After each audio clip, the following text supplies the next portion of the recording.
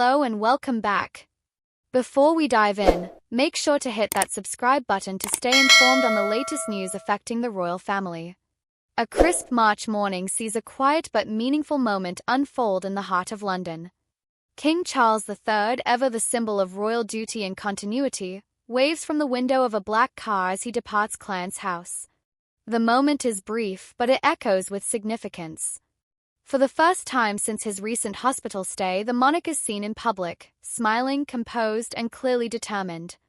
Yet behind that wave lies a deeper narrative, one that touches on health, responsibility, family, and the enduring demands placed on a sovereign even in recovery. The king's destination is Highgrove House, his private Gloucestershire residence purchased in 1980. Known for its meticulously designed gardens and its quiet countryside charm, Highgrove is more than a stately home. It is a personal sanctuary. As the king retreats to this £39 million country bolthole, he does so not only for physical recuperation but perhaps to reconnect with the rhythms of nature that have always grounded him. His affinity for the land, for sustainability, and for the organic way of life is well known. And now it is that very connection he seeks again, away from the weight of officialdom. This retreat comes at a crucial moment. Buckingham Palace recently revealed that His Majesty had experienced temporary side effects from his ongoing cancer treatment, prompting a brief hospital observation. Though the nature of the illness remains confidential, the palace's openness about his need for rest has been strikingly candid by royal standards. In previous generations, health matters of sovereigns were cloaked in secrecy. But under Charles, transparency has taken a more central role, and with it a new model of how to handle vulnerability in public life. And vulnerability, of course, is something even a king cannot escape. Royal watchers and members of the public alike expressed genuine concern following the palace's statement. Across social media, waves of supportive messages poured in, urging the monarch to prioritize his well-being. "He must take it easy and get better," one user writes. "It must be exhausting dealing with both the illness and the treatment," says another. These are not just comments, they are reflections of an emotional bond that has over decades evolved between the royal family and the people they serve. The King, 76, has long been known for his tireless work ethic. Those close to him describe him as a workaholic, someone who finds energy and meaning in duty, even in difficult times. But as experts have warned, this dedication can come at a cost. Dr. Mohammed Anat, a longevity specialist, cautions that chronic stress and overworking, especially during illness, can have significant negative impacts on both the body and mind. For King Charles, this moment of pause may be as essential as any state decision or diplomatic meeting. The imagery of Charles departing for Highgrove is quietly powerful. Here is a monarch not cloaked in pomp or shielded by ceremony, but a man in a car leaving the city in search of rest. And it is rest he needs. His schedule, even post-diagnosis, has been full. From Commonwealth Day appearances to behind-the-scenes administrative duties, he has continued to lead where possible. Yet the signal now is clear: recovery requires withdrawal. Even a king must listen to his body. The decision to retreat is not made in isolation. Just before Charles leaves Clarence House, Princess Anne pays a visit. The Princess Royal, known for her unwavering dedication and strength, is not there for public effect but, one senses, for quiet reassurance. The siblings have long shared a close bond, one rooted in mutual respect and shaped by a lifetime of royal responsibility. Their meeting, brief though it may be, underscores the deep familial network behind the monarchy's public face.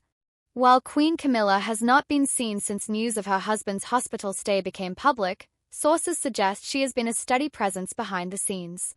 The Queen has often been praised for her role in supporting Charles through personal and institutional challenges, and there is little doubt she continues to do so now, albeit away from the cameras.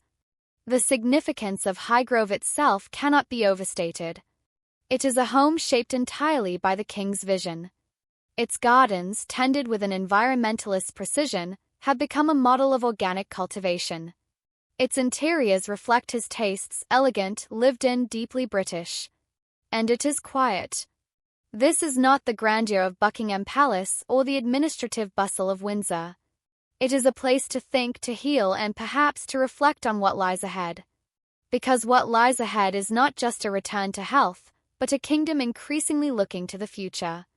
The royal family is, at this moment, in a state of evolution. With the king in recovery, attention shifts to the Prince and Princess of Wales, William and Catherine, who have themselves faced health and personal pressures in recent months. Their ability to step into more public-facing roles during this time is not just a logistical matter, it is symbolic of the monarchy's generational transition. But transitions of this kind are never linear. They require careful stewardship, and Charles, even in retreat, remains very much at the helm. His engagement may be quieter, but it is no less intentional. The monarchy under his watch continues to emphasize relevance, continuity, and service, all values that resonate with an older generation of royal followers who have long observed the institution's slow, sometimes painful modernization. And so, the sight of the king smiling from the back seat of a car carries weight beyond its simplicity. It is a reminder that strength and vulnerability can coexist. That leadership sometimes means stepping back. And that, even in illness, duty endures, not always in grand gestures but in thoughtful choices. In the coming days and weeks, updates on the king's recovery will likely be few and carefully worded. That is as it should be. Health, after all, is a personal matter, even for someone whose life is so publicly lived. But the hope clearly is that the peace of Highgrove, the care of family, and the support of a nation will provide Charles the rest he so clearly deserves. And in the meantime, the monarchy carries on, steady, poised, and quietly adapting to the rhythms of a new era. For those who have followed the royal family for decades, this moment may feel familiar. The image of a sovereign retreating to the countryside in times of trial is not new. But the candor, the openness, and the visible effort to balance duty with humanity, these are hallmarks of a different kind of reign. One that acknowledges its past, faces its challenges, and still dares to look forward. And so we watch, we wait, and we wish. For recovery. For rest. For a king who leads not just by command but by example.